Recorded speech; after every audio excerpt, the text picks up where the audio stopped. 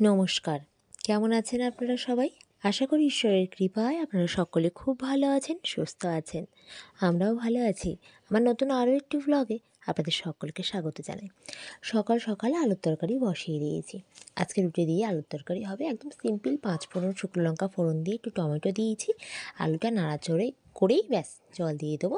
ব্যাস সকালবেলা এছাড়া আর কি। হাঁড়িতে দুধ ছিল, দুধ তো আমার ঘরে সবসময়ের জন্য হাঁড়িতে বজায় থাকে। দুধটাও সকালবেলা উঠেই একদম জাল দিয়ে নিই, তাতে করে পরে যদি ভুলেও যায় দুধটা নষ্ট হওয়ার চান্স কম থাকে। এই যে আলুর তরকারির জন্য জল দিয়ে দিয়েছি, এইবার রুটিটা করে নেওয়ার পালা। আলুর তরকারি সকালবেলা এইভাবে সিম্পলভাবে করলে রুটি দিয়ে এমনিই ভালো লাগে, তাই না? আর একটু কালারিং হয়েছে, বেশ টমেটো টমেটো দিয়েছি এই জন্য। আলু চচ্চড়িটা বেশ মাখো মাখো করবো না, একটু ঝোলা ঝোলা করবো, কারণ সকালবেলা ভাতের সঙ্গে আর ডাল করিনি। আমার মেয়ে তো রুটি খাবেই না, ও তো ডাল দিয়ে ভাত খায়। তো ডাল আর করিনি, আলুর চচ্চড়িটা একটু ঝোলা ঝোলা করলে ওরও হয়ে যাবে। সেই জন্য আজকে আর ডাল করবো না, মানে রোজই ওর জন্য ভাতের সঙ্গে ডাল আমার করতেই হয়, ডাল হওয়া চাই। তাই এরকমভাবে আলুর তরকারি করে দিলে ও খুব ভালোবাসে। মটরশুঁটি ছিল ঘরে, কিন্তু ও মটরশুঁটি আবার তরকারির সাথে ভালোবাসে না। হাজব্যান্ডেরও অপছন্দ, বলে মটরশুঁটি কেন তরকারিতে দাও, কাঁচাটাই বেশি ভালো লাগে। তা সেই জন্য আর মটরশুঁটি কিচ্ছু দিইনি, সিম্পলভাবেই করেছি। এই যে রুটিগুলো বেলে নিচ্ছি সুন্দর করে, সকালবেলায় রুটির সঙ্গেই গরম গরম আলুর তরকারি আর রুটি, এই হচ্ছে আমাদের ব্রেকফাস্ট। তারপর তো দুপুরে রান্নাবান্না করার পালা। তো সেইগুলো আর আপনাদের সঙ্গে শেয়ার করতে পারিনি। এক অদ্ভুত ঘটনা ঘটেছে আমাদের সাথে, সেইটাই আপনাদের সঙ্গে শেয়ার করতে চলেছি। এই যে এখানে আলুর তরকারি একদম রেডি, আর এই থালাটা চাপা দেওয়া রয়েছে, এর তলায় আছে গরম গরম 6টা রুটি। এই যে তৈরি করা একদম রেডি। আর এই হাজব্যান্ডের জন্য খাবার বেড়ে নিয়েছি সুন্দর করে। ও তো সকালবেলা খেয়ে যায়, ও দোকানে যাওয়ার আগে সকালবেলা ব্রেকফাস্টটা ও বাড়ি থেকে করে তবেই দোকানে যায়। তো ওর জন্য 3টে রুটি তরকারি। ভেবেছিলাম একটু বেগুন ভাজা করব, তো ও রুটির সঙ্গে আবার চাটাও পছন্দ করে, সেই আর কি। এই সমস্ত রান্নাবান্না করে দুপুরে রান্নাবান্না সেরে হাজব্যান্ডের জন্য খাবারও নিয়ে এসেছি দোকানে। আর দোকানের অবস্থাটা দেখুন কী পরিস্থিতি হয়ে রয়েছে, আমাদের উপরে যে কী যাচ্ছে কিচ্ছু বুঝতে পারছি না। দোকানের মধ্যে ঢুকেছে একটা বড় সাপ, সেই সাপের জন্যই এই পরিস্থিতি। দোকানের এই পোর্শনে মোটেই আমরা কোনো কাজ করতে পারছি না, কেননা উনি এখানেই আছেন। আর এইখানে পুরো গার্ড দিয়ে এই পোর্শনটা গার্ড দিয়ে রাখা হয়েছে, যাতে ওই দিকে না যেতে পারে। এই হচ্ছে দশা। আমরা মঙ্গলবার দিন গিয়েছিলাম কুমোরপুকুর মেলায়, তো সেখানে সেই ভিডিও আপনাদের সঙ্গে শেয়ার করা আছে। সেই দিন রাত্রেই এই সাপ ঢোকে। বুধবার দিন সকালবেলা হাজব্যান্ড যখন শাটারটা তোলে দোকানের, ও যথারীতি শাটার তুলে আগে লাইট জ্বালাতে যায়, পিছন দিকে আমাদের বোর্ড আছে। তো সেইখানে লাইট জ্বালাতে গিয়ে দেখি একদম পাশে উনি বসে আছে। এই তো সেই থেকে শুরু হলো সাপের উপদ্রব। আজ ধরে 4-5 দিন হলো কোনো মতেই তাকে বার করা যাচ্ছে না। সে কোথায় যে কোন ফাঁসায় ঢুকে রয়েছে কিচ্ছু বোঝা যাচ্ছে না, কিচ্ছু বলা যাচ্ছে না। এইভাবে প্রত্যেক সময় একটা আতঙ্কে দিন কাটাচ্ছি আমরা, একটা ভয়, একটা স্বাভাবিক একটা সাপ ঢুকলে যেটা হয়, দোকানদারি করাটাও যাচ্ছে না। আর এদিকে সাপের উপদ্রব তো বেড়েই চলছে, আর সেই জন্য ভয়ে আতঙ্কে আমরা দিন কাটাচ্ছি। দোকানদারিও করতে পারছি না তার আতঙ্কে। বড়মশাই এখানে উঠেছেন, একটু কোথায় খোঁজাখুঁজি করছেন যে কোথায় আছে একটু দেখি, কারণ তাকে না বার করতে পারলে তো আমরা কী বলবো, একটা দোকানে ঠিক মতন চলাফেরাই যাচ্ছে না, মনে হচ্ছে যেন এই বোধহয় ওখানে আছে, এই বোধহয় ওখানে আছে, এই আর কি। তো আমি যখন এই ভিডিওটা শ্যুট করছিলাম তখন আমি দেখতে পেয়েছিলাম একটুখানি, তো আমি ওকে ডাকলাম, তখনই ও আসলো, এসে এইভাবে করছে। ওই এক ঝলকই জাস্ট দেখছি, আবার কোথাও মানে মিলিয়ে যাচ্ছে, এরকম আর কি। কেননা দোকানের মধ্যে অনেক জায়গা, অনেক জিনিসপত্র, আর এই সমস্ত কোল্ড ড্রিঙ্কসগুলো আপনাদের দেখিয়েছিলাম আমাদের এসেছিলো, সেগুলো মালগুলো পিছন দিকে ঢোকানোর জন্য এগুলো রাখা রয়েছে, কিন্তু সেটাও করা যাচ্ছে না, কারণ পিছন সাইডেই ওখানে রয়েছে, কোথায় আছে কী রয়েছে কিচ্ছু তো বুঝতে পারছি না। সেই জন্য এই পোর্শনটা এইভাবেই রয়েছে, এই পোর্শনে এইভাবে গার্ড দেওয়া রয়েছে, একটা মন বুঝানো গার্ড, বুঝলেন তো? কেননা উনি যে কখন কোথায় চলে যাবে, রাত্রিবেলা দোকান বন্ধ হচ্ছে, তখন কোথায় কী থাকে না থাকে। আর মেন সমস্যা, আমাদের দোকানে যেহেতু খাবার দাবার রয়েছে, সেই জন্য ইঁদুরের উপদ্রবটাও বেশি। সেই জন্য ইঁদুরের জন্যই আর কি ও ওখানে রয়েই গেছে। প্রায় আজকে ধরে 4-5টা দিন এইভাবেই কাটছে আমাদের দিন, আতঙ্কে কাটছে বলতে পারেন। সাপের উপদ্রব, এখানে অনেকটাই পরিমাণে কার্বলিক অ্যাসিড দেওয়া হয়েছে, কেরোসিন দেওয়া হয়েছে। বলে কার্বলিক অ্যাসিডে সাপ চলে যায়, কিন্তু সেটা আমাদের সঙ্গে হচ্ছে না। ধরুন 3-4 দিন ধরে এইভাবে কার্বলিক অ্যাসিড দেওয়া, আর ভিতর সাইডটা তো একদম গন্ধে করছে, আমরা থাকতেই পারছি না, নাক ঝাঁঝিয়ে যাচ্ছে, মাথা যন্ত্রণা শুরু হচ্ছে এই গন্ধে। এই কার্বলিক অ্যাসিডের শিশি এইভাবে ফেলানো আছে, কিন্তু কীভাবে জানি না উনি রয়ে গেছেন, বোঝা যাচ্ছে না। কখনো মনে হচ্ছে সামনের দিকে যদি চলে আসে, মানে এই পোর্শন ক্রস করে যদি সামনের দিকে চলে যায় তাহলেই মহাবিপদ হবে, কারণ ওখানে দাঁড়িয়ে মালপত্র দেখানোই মুশকিল হয়ে যাবে। পিছন দিকে এই পোর্শনটা একদম ফাঁকা করে দেওয়া হয়েছে, ফ্রিজ রয়েছে, ফ্রিজটা অনেকটা টেনে সামনের দিকে দেওয়া হয়েছে যাতে এই পোর্শনটা ফাঁকা থাকে এবং বেরিয়ে আসতে পারে, কিন্তু সেটা আর হচ্ছেই না। আর ও যদি সামনের দিকে চলে যায় তখন সেখানে দাঁড়িয়ে মালপত্র দেওয়া আরও ভয়, মানে নিজেদের মধ্যে এরকমই একটা ভয় কাজ করছে। মনে হচ্ছে সিলিংয়ে যদি উপরে চলে যায় তখন কী হবে, তখন কী হবে না হবে।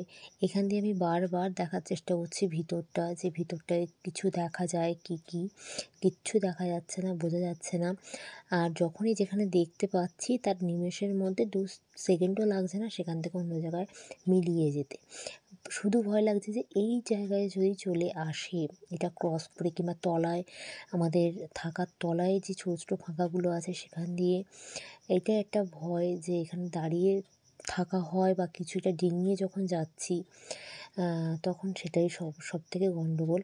আর সবথেকে বড় কথা, দোকানটা পুরো ওলটপালট হয়ে গেছে। এই সমস্ত মাল ভিতরে যাওয়ার কথা সেগুলো ভিতরে দিতে পারছি না, মানে পুরো দোকান এলোমেলো হয়ে গেছে। সামনে সমস্ত মাল টেনে নিয়ে আসা হয়েছে, পিছনে যা পেটি ছিল লাঠি দিয়ে পেটিগুলোকে সমস্ত বার করা হয়েছে, মানে পিছন দিকটা তাকানোর হাল নেই এই অবস্থা। পুরো সমস্ত মাল বার করে ক্লিয়ার করা হয়েছে, পরিষ্কার করে দেওয়া হয়েছে যাতে করে একটু বেরিয়ে আসতে পারে, আমরা যাতে শান্তিরূপে একটু দোকানদারিটা করতে পারি, ব্যবসাটা করতে পারি। তো সেইটাই আর কি আমাদের হচ্ছে না।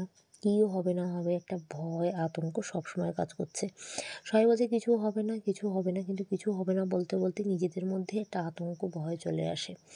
এই হচ্ছে পরিস্থিতি, যে আমাদের সাপের এত ভয় লেগে রয়েছে যেন কিছু একটা নড়লেই মনে হচ্ছে বোধহয় কিছু একটা গণ্ডগোল ওখানটায় আছে। পুরো দোকানের পিছন পোর্শনটা তাকানোর হাল নেই, এতটাই উলটপালট হয়ে রয়েছে জিনিসপত্র দিয়ে, সমস্ত কিছু দিয়ে, লাঠি সোঁটা তো আছেই সেখানে। আর সবথেকে বড় কথা, আমাদের দোকানটা অনেকটা কিন্তু উঁচু, কিন্তু এই উঁচুটা বেয়ে যে কীভাবে ভিতরে ঢুকলো সেটাই বোঝা যাচ্ছে না। আমাদের দোকান যথেষ্ট উঁচু জায়গা, সবাই এটাই বলছে যে কীভাবে ঢুকলো, মানে এতটা উঁচু জায়গা ওদের ওঠা সম্ভব নয়, কিন্তু কী আর করা যাবে, শাটারের তলায় অনেকটা ফাঁকা থাকে, সেখান দিয়ে ঢুকে গেছে। প্লাস দোকানের মধ্যে প্রচুর ইঁদুর আছে, সেই ইঁদুর ধরার জন্যে হয়তো বসে আছে, এইটাই আর কি। আর আমি বারবার করে বলছি যে কী হবে, কী করে বার করা যাবে, এত যদি সমস্যা হয় তা কীভাবে কী বার করা যাবে কিচ্ছু মাথায় আসছে না। তো এইভাবেই আজকের দিনটাও পার হবে, সেও বেরোবে না, আমরাও 3-4 দিন হয়ে যাচ্ছে, মানে কেন বেরোচ্ছে না, কার্বলিক অ্যাসিড, কেরোসিন সমস্ত রকম মিলিয়ে দোকানের মধ্যে টেকা দায় হয়ে যাচ্ছে। আর উপরন্তু এই কার্বলিক অ্যাসিড অতিরিক্ত গন্ধের ফলে না, যারা সহ্য করতে পারে না তাদের মাথা যন্ত্রণাও শুরু হয়ে যায়, যেটা স্বাভাবিকভাবেই হচ্ছে। তো কার্বলিক অ্যাসিড, অনেকেই বলে যে কার্বলিক অ্যাসিড যে চলে যায়, এই সমস্ত জিনিস থাকে না, কিন্তু সেটা নয়, সেটা সে রয়েই যাচ্ছে, সেই অ্যাসিডের জের কিছুতেই কিছু মিটছে না। তো আরও সবাইকে বলা হচ্ছে যে একটুখানি যদি কেউ থাকে এই সমস্ত ধরতে পারে তাদের যদি একটু খবর দেওয়া যায়, তো সে সমস্ত যোগাযোগ করা যাচ্ছে না যে কী হবে আদৌ। আর এই 3-4 দিন ঢোকে আছে, তারপরে যখন প্রত্যেকদিন সকালবেলা শাটার খোলা হচ্ছে ভাবা হচ্ছে যে হয়তো চলে গেছে, কিন্তু তার ওই দুপুর টাইমের দিকে 1টা-1টার দিকে আবার তাকে দেখা যাচ্ছে সে নড়াচড়া করছে, দিব্য আছে, এই দেখছি এই নেই, মানে এইটাই হচ্ছে সমস্যা। যে আজকে মনে হচ্ছে যে না হয়তো নেই, কালকে দেখা যাচ্ছে সে আছে, এরকম একটা হচ্ছে। এই করতে করতে 4-5টা দিন আমাদের এইভাবে চলে যায়, এভাবে নাজেহাল মতো অবস্থায়। এখন সবাই মিলে এটাই ঠিক করা হচ্ছে যে দোকানটা একটু গুছিয়ে নেওয়া হবে, কারণ প্রচণ্ড খারাপ পরিস্থিতি পিছন পোর্শনটা। আরও আজকে বিকেলবেলা তো আরও পরিস্থিতি খারাপ, সবাই মিলে খোঁচাখুচি করা হয়েছে, সেটাও আপনাদের এই ভিডিওতে দেখাবো। আপনার সঙ্গে থাকুন। আর আজকে ভিডিওটা কেমন লাগছে আপনারা অবশ্যই জানাতে ভুলবেন না। যদি ভালো লেগে থাকে লাইক শেয়ার কমেন্ট করবেন। আর আমাদের এই সাপ থেকে বাঁচার একটা উপায় আপনারা যদি জানা থাকে কমেন্টের মাধ্যমে জানাবেন। এইটা হচ্ছে দুপুরের খাবার। আমি ওখান থেকে চলে এসেছিলাম, এসে এই ভাতটা বেড়ে নিয়েছি। মেয়ের ভাত, আমার ভাত, মেয়ে স্কুল থেকে নিয়ে এসেছি আসার সময়। আর আমার ভাত আজকে দুপুরবেলা করেছিলাম ওই উচ্ছে আলু ভাজা আর ওই মাছের ঝোল। যখনই শুনেছি এরকম একটা জিনিস তখন রান্নাবান্না হাত কিছু করতে ইচ্ছা হয়নি, যতটুকু ছিল ততটুকুই করে এই খেয়ে নিচ্ছি। মেয়ে তো মাছের ঝোল টোল কিছু খায় না, ও দই দিয়ে ভাত খেয়েছিল আর একটুখানি উচ্ছে ভাজা খেয়েছিল, তো মাছের ঝোল টোল কিচ্ছু খায়নি। তো রাত্রে ওকে খাইয়ে দেবো এটাই চিন্তা ভাবনা করা হয়েছিল, যে রাত্রে খাইয়ে দেবো। এখন আর ভালো লাগছে না, তুই যা পারিস কর, টক দই দিয়ে ভাত খেয়ে নে। আর এইটা হচ্ছে সন্ধ্যাবেলাকার ভিডিও। সন্ধ্যাবেলা যখন দোকানে গেছি তখন এই পরিস্থিতি। ফোন করেছিলাম দোকানে, তখন বললো যে অনেককে মিলে এরকম খোঁচাখুচি করা হয়েছে, আরও প্রচুর জিনিসপত্র তছনছ হয়েছে, এদিক ওদিক হয়েছে, কিচ্ছু বলার নেই। বাসুই আনা হয়েছিল, একজন ওই 4-5 জন দোকানদার মিলে আর কি ঢুকেছিল এর মধ্যে, যে কিছুতে কিছু করা যায় কি না। তো কিচ্ছু করা যায়নি। এই বাসুই আছে ওখানে, বাসুইটা ওখানে রাখা ছিল, ওখানে উঠে দেখা হচ্ছিলো যে কোথায় আছে না আছে, তো কোনো কিছুই মিল করা যায়নি। তাকে তো বারই করা গেল না, উপরন্তু দোকানটা তছনছ হলো। মানে অনেক কিছু। আরও যারা খোঁজাখুঁজি করছিলো তাদের মধ্যে একজনের ওই কার্বলিক অ্যাসিড লেগে তার হাতটা একটু পুড়েও গেছে। কিন্তু আমাদের মানুষের যদি এরকম হয় তাহলে তার কী অবস্থা হচ্ছে, কিন্তু সে বেরোচ্ছেই না। কার্বলিক অ্যাসিড লেগে তার হাতটা একটুখানি জাস্ট ছালটা একটুখানি পোড়া পোড়া মতন হয়ে গেছে গায়ের, মানে এইটা একটা খারাপ ব্যাপার। তো সেইভাবেই গার্ড ফার্ড সমস্ত দেওয়া আছে, ওই মন বোঝানো, আমি তো বলবো মন বোঝানো। তার যদি ইচ্ছা হয় সে সামনের দিকেও চলে আসতে পারে। দুপুরবেলা যেরকম ছিল তার থেকেও খারাপ পরিস্থিতি, সমস্ত দোকান এলোমেলো, মানে তছনছ হয়ে গেছে। মানে প্রত্যেকটা জায়গা খুঁজে খুঁজে দেখা হয়েছে, কোথাও তাকে পাওয়া যায়নি। এই মতো অবস্থায় যে কী করব কিচ্ছু ভেবে পাওয়া যাচ্ছে না। একমাত্র উপায় হচ্ছে দোকানটা আবার পরিষ্কার করে গোছাতে গিয়ে যাওয়ার সময় যদি জিনিসটা উদ্ধার করা যায়। তো আমার আজকের ব্লগটাও আমি এখানেই শেষ করছি, আপনাদের সঙ্গে বিদায় নেব। আপনাদের সঙ্গে দেখা হবে নতুন কোনো ব্লগের মাধ্যমে। আপনারা সকলে খুব ভালো থাকবেন, সুস্থ থাকবেন, সাবধানে থাকবেন। এই সমস্ত সাপের উপদ্রব এখন হচ্ছে চারিদিকে, নিজেদেরকে সাবধানে রাখবেন। তো আজকের মতো এখানেই শেষ করছি, দেখা হবে নতুন কোনো ব্লগের মাধ্যমে। আপনারা সকলে ভালো থাকবেন। আজ আসি, নমস্কার।